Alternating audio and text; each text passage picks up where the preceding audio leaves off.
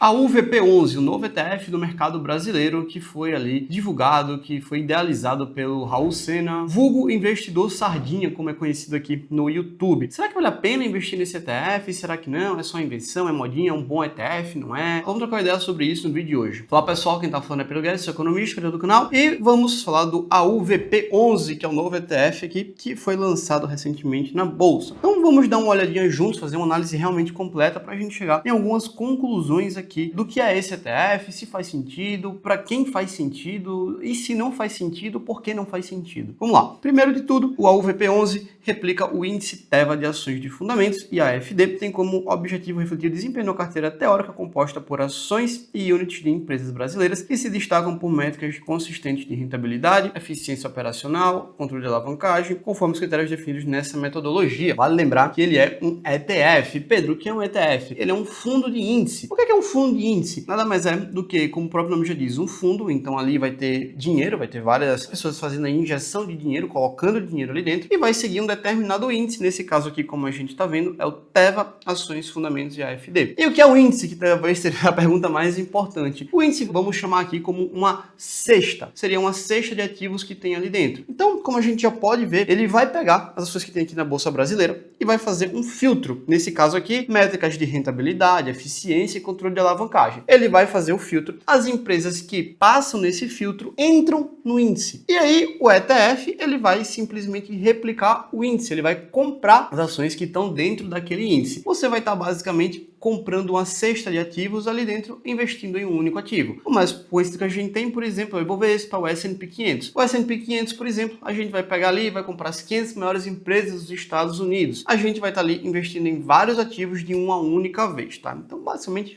em termos simples, o ETF é isso, tá? O objetivo do ETF, BTG Pactual TEVA UVP, Ações Fundamentos, é o primeiro ETF estruturado com base 100% fundamentalista, inspirado na metodologia do diagrama do Cerrado. Creio eu que essa aqui é a metodologia, pelo que eu já vi, que ele utiliza no seu curso. Com a estrutura de baixo custo, acessível a qualquer investidor, reflete uma estratégia disciplinada orientada por fundamentos sólidos, foco em construção de valor sustentável ao longo do tempo. Beleza, e aqui tem a metodologia e acredito sim que o que realmente faça mais sentido é dar uma olhada nisso aqui. E como é que ele pega? Basicamente a regrinha, né, o filtro que é utilizado para uma empresa fazer parte, né? Então vai afunilando, né, no final do dia para a gente conseguir ver o que é que faz e o que não faz sentido. As empresas têm que ser listadas na bolsa com pelo menos 5 anos de listagem, então beleza, esse é um filtro bom que a gente já tem ali, pelo menos o mínimo histórico consistente, né? Então isso é uma coisa boa. Centralização de mercado, então as empresas têm que ter pelo menos valor de mercado superior a 3 bi, isso evita empresas pequenas, geralmente empresas que estão começando, empresas que podem estar por alguma dificuldade, enfim, então eles já botam um filtro de tamanho de valor de mercado, liquidez, então ela tem que ter pelo menos acima de 100 milhões de negociação em cada um dos 2 meses anteriores ao rebalanceamento, deve ser trimestral, provavelmente o rebalanceamento disso aqui, 100% dos dias negociados no mês anterior ao rebalanceamento e free float mínimo de 15%. Free float, lembrando que são as ações em circulação, então tem que ter pelo menos ali 15% das suas ações negociadas na bolsa. Então, pelo menos ali 15% de ações em circulação na bolsa, exclusão de empresas em recuperação judicial,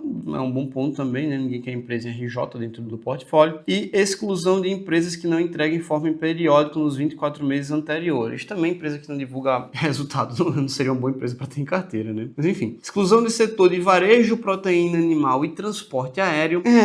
Quando a gente fala de transporte aéreo, eu consigo entender a do transporte aéreo. Realmente não é um setor fácil. Eu, particularmente, não invisto em empresa nenhuma de transporte aéreo. Nós estou muito complicado, dívidas altas, não tem vantagem competitiva, setor de alto endividamento, que não tem uma barreira de entrada muito grande. Realmente, transporte aéreo é um setor muito complicado, né? Quando a gente fala de empresas que produzem, como a Embraer da vida, uma Lockheed Martin, por exemplo, é de se pensar, tá? É de se pensar que vale a pena ter em carteira, a depender da situação. Mas, realmente, quando a gente olha transporte mesmo, aviação civil, cara, eu realmente vou ter que concordar aqui nessa teoria, eu não gosto muito. Quando a gente fala de proteína animal, eu, particularmente, Pedro, não gosto do setor também, né? Outra coisa que eu não gosto. Eu não sei qual critério ele usa nesse diagrama do Cerrado para excluir proteína animal, do porquê ele não colocaria JBS, uma Frig, enfim, qualquer outra empresa, uma BRF aqui da vida. Pode ser porque é cíclica, mas se for cíclico ou pós-cíclico, deveria ter outras coisas que são cíclicas, agro, enfim, etc. Então eu não sei qual é o critério que ele utiliza para não ter proteína animal. Isso é uma tese dele, eu particularmente não conheço, então foge um pouco aqui do que eu posso opinar sobre, mas ok, ele tirou proteína animal daqui. De qualquer forma, também é um setor que eu não sou muito chegado, tá? E varejo. Cara, assim, tem empresas boas no varejo aqui no Brasil, vocês sabem que eu tô cansado de falar. Trackfield é uma empresa que eu gosto muito do varejo aqui no Brasil, é uma varejista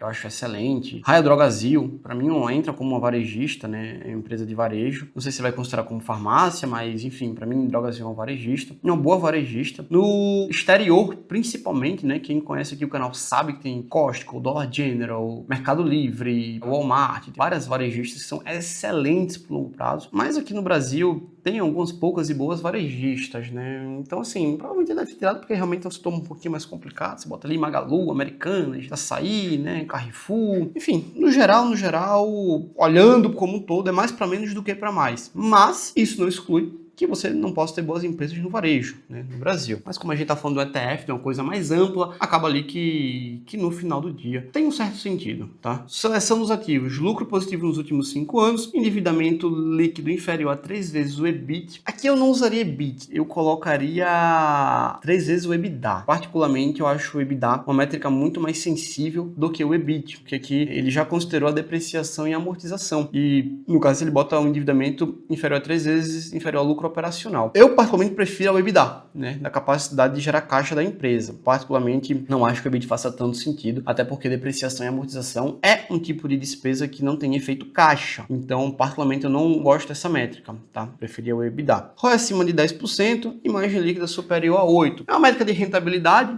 o ROI. Eu tenho minhas ressalvas quanto a você jogar uma métrica, dizer isso aqui acabou, independente para qualquer uma que seja as métricas. Então, eu particularmente não acho uma das coisas mais válidas você simplesmente, lucro nos últimos 5 anos, endividamento 3 vezes o EBITDA, ROI e imagem, né? Como uma referência para você comprar um ativo. Até porque o que acontece? É que existem peculiaridades contábeis. Eu acho que o próprio Raul Sena deve saber disso, que empresas têm peculiaridades contábeis. Então, tem eventos que, particularmente, podem mexer significativamente com o balanço da empresa. Então, você pode ter que a empresa faça muita recompra. Se a empresa faz muita recompra, o patrimônio líquido dela vai cair. Se o patrimônio líquido dela cai, isso vai distorcer consideravelmente ali o ROI, por exemplo. E uma empresa poderia ser muito boa fazendo recompra, que é algo que é benéfico para o acionista, e se desclassificar aqui porque não tem um ROI de 10%. Então, ao meu ver, querer fazer esses filtros, principalmente para fazer compra de ações individuais, não é uma coisa boa. Você querer colocar caixinhas ali na hora de, se a empresa tem mais do que isso, eu não compro. Se tem menos, eu compro. Aí é uma análise muito rasa, muito superficial, que eu digo, você não sabe o que você está fazendo. Porque tem muitas peculiaridades contábeis. Muitas mesmo. Que quando você usa essas métricas, você pode estar deixando muitas empresas boas de lado, porque pode ter alguma peculiaridade contábil que distorce isso. E pode estar colocando muita coisa ruim para dentro também. Porque peculiaridade contábil pode ser tanto para o lado bom quanto para o lado ruim. Então, o que acontece aqui é que, particularmente, eu não gosto muito de fazer, né, um filtro com base em premissas travadas. Eu prefiro eu mesmo lá abrir o balanço e ler a situação da empresa. Mas, todavia, entretanto, aqui a gente tá falando de um ETF, né? E quando a gente fala de um ETF, ele tá colocando meio que uma receita de bolo aqui dentro. Então, assim, passa. Mas para compra de ações individuais, eu particularmente não usaria nunca uma métrica como essa batida. Como essa eu me refiro, não as que estão aqui, mas a métrica em si, PL é maior que tanto, eu não compro. PVP é menor que tanto, eu não compro. Dividend yield abaixo disso, não se compra. Métricas desse jeito, eu particularmente acho muito batido, não gosto. E por fim, ponderação para o Free Float Market Cap, rebalanceamento anual feito em abril, tá? Então, isso aqui foram as métricas. E de regra, são métricas boas, no geral, são métricas boas. Então, o ETF representa de forma fiel a filosofia de investimento, nas esclerosis no longo prazo, abordagem fundamentalista, blá blá blá, balela, né? Setores da economia. Aí ele fala, como proteína animal, varejo de transporte aéreo, excluídos da composição em razão de ausência de histórico sustentável e criação de valor no longo prazo. Transporte aéreo, como eu digo, beleza. Varejo tem as suas exceções. Proteína animal não é um setor que eu entendo tanto, então, sim, não gosto muito, então não seria a melhor pessoa para comentar sobre isso. Metodologia da UVP difere substancialmente de índices tradicionais, Bovespa, mas convenhamos aqui que Bovespa é uma porcaria, né? Bovespa é um índice muito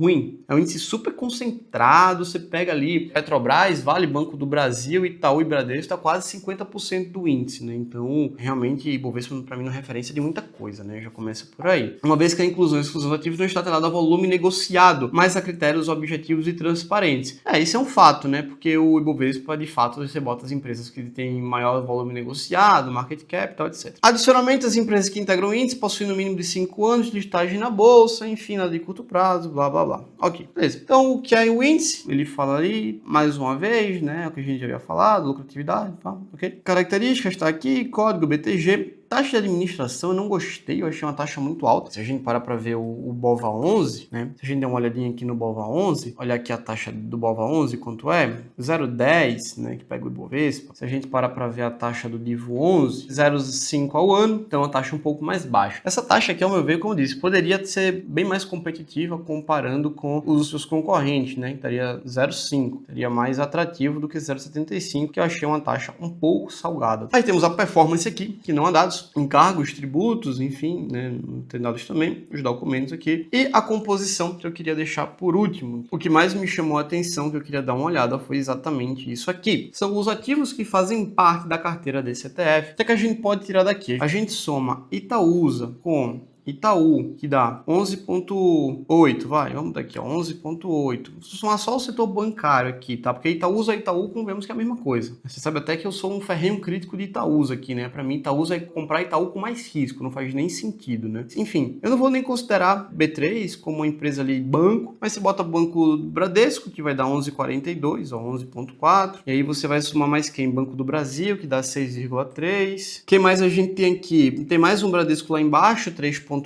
ó, então mais 3,2. Pactual também, 2,87. Temos saneamento, Sabesp, Marco Polo, BB Seguridade, que também não vou considerar, Caixa de Seguridade também não. Itaú, 0,99, mais 0,99. Itube 3, né? E temos Engie, Odontoprev, Sanepar, Semig, Curi, Intelbras, Direcional, Frasli e o Banco ABC, que tem 0,16. Aí já é um percentual bem menor ainda. Quando a gente para ver, 50% basicamente da carteira desse ETF é só banco. É literalmente só banco. Aí se a gente bota, né, a B3, vai para 59,60. Se você botar a B3. Se você joga Banco do Brasil Seguridade, que dá mais 1,4%. Vai dar 70, né? 71 um pouquinho, você joga a Caixa de Seguridade 71, 72. Então, cara, quase 70% desse índice, ele é composto por empresas do setor financeiro. Então, assim, não é uma coisa que eu particularmente acho muito atrativo. E uma coisa que quem é meu aluno sabe é que eu sempre digo aqui que você nunca deve comprar um ETF pelas empresas que estão dentro dele. Ou seja, você nunca vai abrir a carteira de um ETF, olhar as empresas que estão ali dentro e dizer, não, eu vou comprar o ETF por causa dessas empresas. Ou eu não vou comprar o ETF porque essas empresas estão aqui ou não estão aqui. Às vezes você parar via de regra, olhar o S&P 500, até como referência mesmo. Acredito que das 500 empresas, talvez umas 400 você nem conheça, se você fosse olhar por essa métrica, né? Então, é um erro que muita gente comete na hora de comprar um ETF e não deve ser cometido. Toda a explicação e o detalhe está dentro do IZT, mas basicamente você tem que entender que o foco mais importante na hora de comprar-se um ETF é a estratégia e não as empresas que estão dentro. A estratégia faz muito mais sentido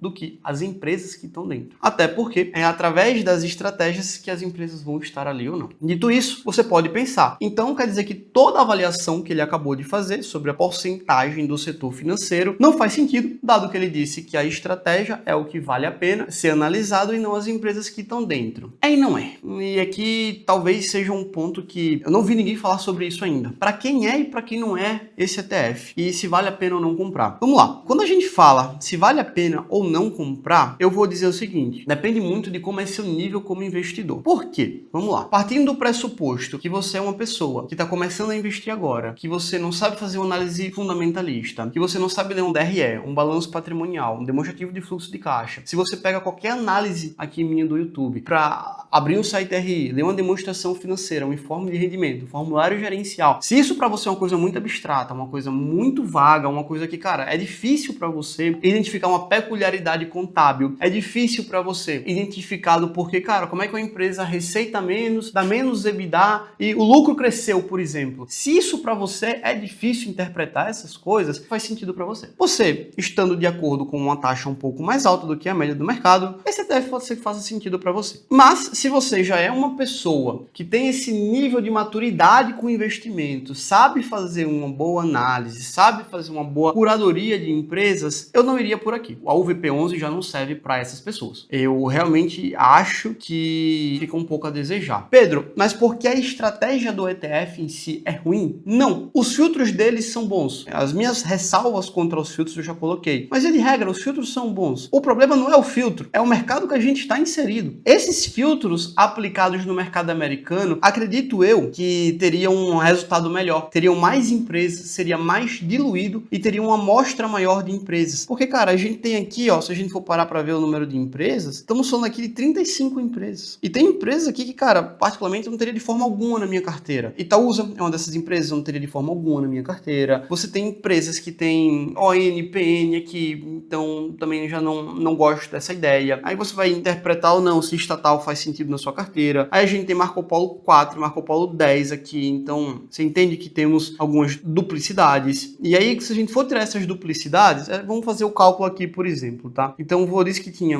35 empresas, pegando as empresas que estão duplicadas, como o Sanepar. A gente tá falando de 34 empresas, se a gente puder excluir, por exemplo, o Sanepar aqui da lista. E Tube 3 e Tube 4 tem, então estamos falando aqui, ó, de 2 empresas a menos. O Marco Polo também, o Bradesco, pelo que eu me lembro também. Precisam só essas 3 empresas que estejam duplicadas aqui, né? Que se repitam, né? Se a gente tinha 35 menos 4, a gente tem 31 empresas aqui dentro. Essas 34, como eu disse, algumas coisas eu não teria. Banco ABC não teria, MetaLive eu não teria, Unipar não teria. Intelbras também é outra empresa que eu não teria, não gosto muito. Tirando essas ressalvas aqui, o número de ativos que tem é quase o número de ativos que eu tenho na minha carteira, pra vocês terem uma ideia. E quando a gente fala de ETF, eu particularmente vejo o ETF como um veículo que você possa englobar uma boa cesta de ativos com uma boa amostra estatística para minimizar a tua chance de risco e otimizar a chance de retorno. E como eu disse, a estratégia dele não é ruim. O problema é o Brasil. Se você bota esses filtros, que são realmente filtros, digamos que mínimos necessários para você ter uma boa empresa, é o que sobra no Brasil. Tá entendendo? É o que sobra.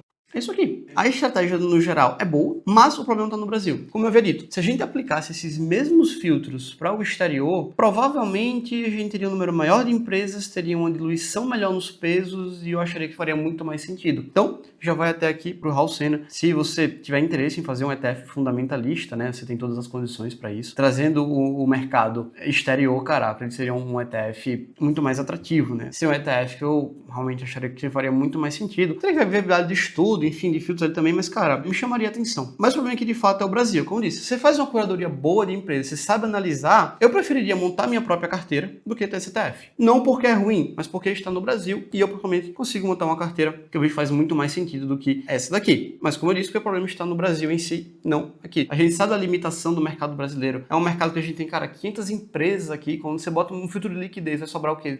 200 empresas, 300 empresas aqui, um filtro mínimo de negociação. Então, o mercado está amadurecendo, o mercado está crescendo, é muito pequeno. Os Estados Unidos tem mais de 8 mil empresas. Então, assim, é um mercado que ainda está em fase de crescimento. Digamos assim, um mercado mucilon, pai. Então, é um mercado que tem muita ineficiência. E o meu ponto no final é, se você não sabe fazer uma boa curadoria, o UVP11 pode ser que faça bastante sentido para você. Agora, você sabe fazer uma boa análise de empresa, sabe identificar um demonstrativo contábil, ler, interpretar peculiaridades, que eu acredito também que não é a maioria das pessoas que sabe fazer isso. Você, basicamente, acho que não faria sentido isso aqui. E até por nível de curiosidade, eu tomei a liberdade de pegar simplesmente essa carteira e jogar na nossa comunidade do IZT aqui e pedir a opinião dos alunos. Eu simplesmente não falei o que era um ETF, eu só joguei a carteira aos pesos e disse, pessoal, me dê a opinião de vocês sobre o que é que vocês acham. E aí eu colhi a opinião de algum deles, poupar o nome deles, e, enfim, etc. Acho que isso aqui não vem ao caso. Mas deixa eu pegar aqui alguns dos comentários que eu tive. Eu faria uma boa limpa. Um monte de banco, Itaúsa e Itaú desnecessário. Sanepar 4 e Sanepar 11. Pra quê? O primeiro comentário aqui foi basicamente a mesma coisa que eu havia dito, que Itaú e Itaúsa, cara, não é uma coisa que eu vejo muito sentido. Desnecessário, concordo. Sanepar 4 e 11, duplicada, pra quê? Também não faz sentido. Você vê que quando você entra no patamar, no caso dos alunos do IZT, que tem essa curadoria, que sabe fazer uma análise individual de ações, a carteira já começa a não fazer tanto sentido, porque por conta própria eles conseguem colocar nomes melhores na carteira. Lembre mais uma vez de que se você fosse um iniciante que não soubesse fazer isso, o ETF faria bastante sentido. A outra mensagem aqui, 40% da carteira está no setor bancário, fora diversas outras ações com menor porcentagem no mesmo setor, tornando a divisão de valores investidos muito pouco diversificada. Desconsiderando o perfil do investidor e falando de uma forma geral, a carteira deveria ser reestruturada e os valores redistribuídos de uma forma mais balanceada. Eu concordo, você está exposto a mais de 20% no único setor, eu já acho demais. Mas isso, como eu disse, você sabendo estruturar uma carteira da forma correta, fazendo uma forma individual. Só que aqui a gente está ponderando um ETF. E quando a gente pondera um ETF, a gente faz o quê? A lista de filtros, e dessa lista de filtros vai sair o final. No caso dos filtros do ETF, ele não colocou um peso máximo. Então,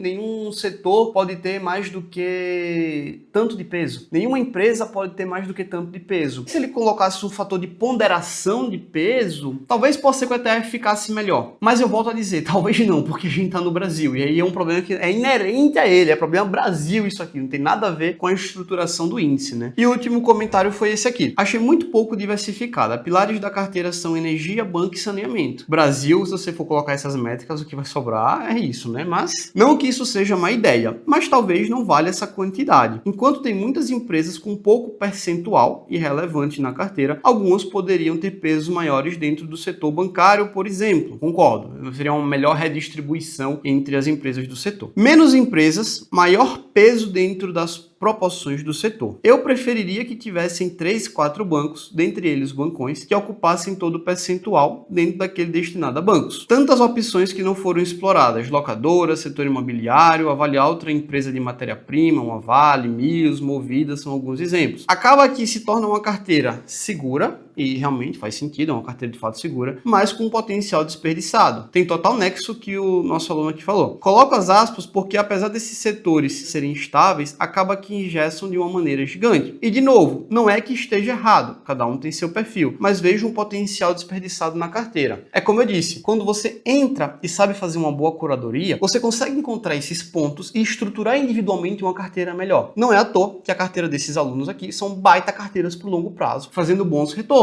Então eu vou deixar aqui, por exemplo, o print do retorno da carteira dos alunos do ano passado, tá? Então eu vou deixar aqui para vocês terem uma ideia. E aí o que acontece? Quando você faz esse filtro, foi o filtro do AUVP, né?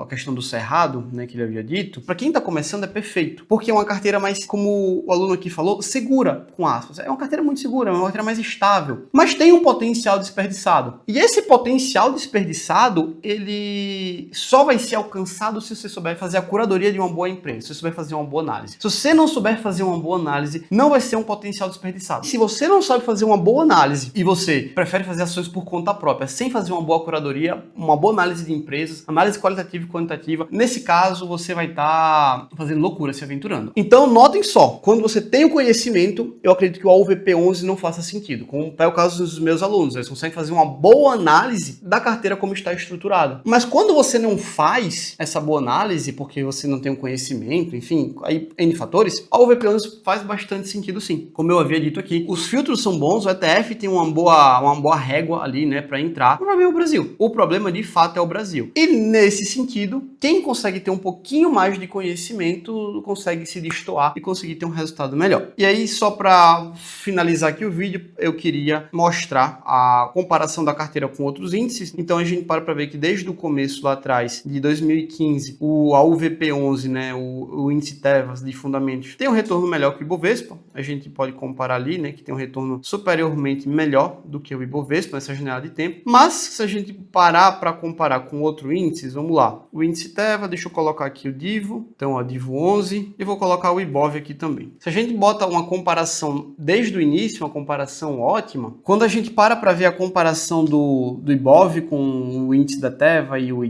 IDIV, a gente vê que o IDIV, que é o que está de roxo, vou até dar um zoom aqui para vocês, ó, ele consegue ser um índice que performa muito melhor do que o BOVA quanto o índice da Teva, né? Isso para esse período de tempo, desde, se a gente parar para olhar, 2016. E lembrando que não está em base 100, então quando a gente chega lá no final, você vai ver que o Teva está 306 e os outros estão 100, né? O Divo está 11 e o BOVA está 133, né? E aí quando você olha no gráfico, está tudo ao contrário, né? Enfim, não estão em base 100, é por isso, né? Eles começam com valores diferentes, tá? E aí tudo vai depender da janela temporal que você olhe, né? Tudo vai depender do quanto você olha. Se você parar para arrastar aqui, boa parte do tempo a gente vê que realmente o Divo 11 ele fica maior, tem um resultado, um retorno melhor do que os outros índices, né? Do que o Teva e do que o Bova. Então, assim, olhando essa janela temporal, em determinado momento aqui nessa janela temporal antes da pandemia, parece que ficam iguais. E se eu tiver uma janela temporal mais curta depois da pandemia, realmente ali, né, em grande parte do tempo, o índice Teva, o índice de fundamentos, ele realmente consegue ter um retorno melhor do que o restante. Mas aí é que você já está reduzindo a quantidade de prazo, né? Você está reduzindo de fato mesmo, né, o prazo. E aí a amostra já começa a não ficar muito boa, tá? Então, particularmente, quanto maior a amostragem, melhor. Comparando a isso, como eu disse, não acho o índice ruim. Não acho que a leitura do filtro do ETF em si seja ruim. Pelo contrário, foi uma leitura muito bem feita, muito bem analisada. Mas o problema é onde está inserido, que é Brasil. O problema não está no ETF, está no Brasil. E como eu digo, se você sabe fazer uma boa análise qualitativa e quantitativa de empresa, você consegue estruturar uma carteira que faz mais sentido, aproveitando um potencial que está oculto, que está ali, desperdiçado nesse ETF. Mas se você não sabe, que é o que eu digo que para a maioria das pessoas realmente não sabem mesmo, um Divo da vida ou um ETF desse aqui, do AUVP11, faça mais sentido. Então vai depender de qual você acha a estratégia melhor. E como eu disse, o ETF pode ter um custo menor para ser mais competitivo de 0,5, tá? É o que eu vejo que faça mais sentido. É isso, se você quiser aprender também a fazer uma boa análise qualitativa e quantitativa das empresas, enfim, para você realmente montar sua carteira por longo prazo, aprendendo por conta própria, com autonomia, a realmente estruturar o seu portfólio com boas empresas, tanto no Brasil quanto no exterior. Vai no perfil da bio que você tem acesso ao IZT, que é meu curso completo de investimentos, onde eu te ensino a multiplicar o seu patrimônio no Brasil e no exterior por longo prazo. Beleza? Foi esse o vídeo de hoje. Investidor de topo, deixou o seu like, se inscreveu no canal logo no começo, no Investidor de Topo. Tenho certeza que aprendeu alguma coisa nova aqui. Aí você já deixa o like também. É isso, espero que vocês tenham gostado do vídeo de hoje. É só o começo. Vejo você no próximo vídeo.